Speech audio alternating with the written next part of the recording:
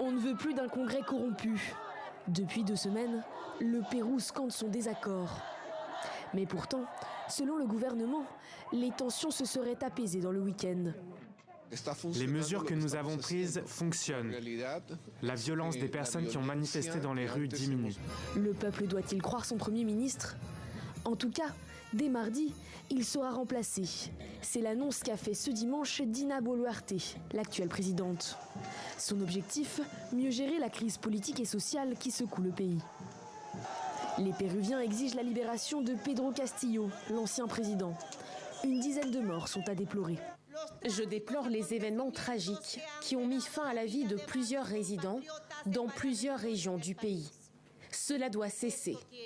Le gouvernement de transition que je préside comprend et écoute toujours les demandes de millions de Péruviens qui ont légitimement élevé leur voix.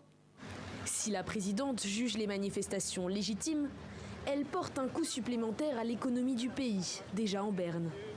Ce week-end, les centaines de touristes évacués du Machu Picchu se sont dépêchés de quitter le sol péruvien.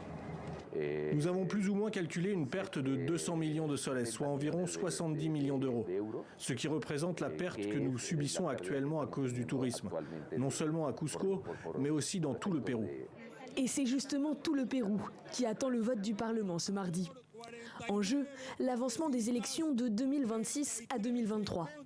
Une mesure soutenue par 83% des citoyens.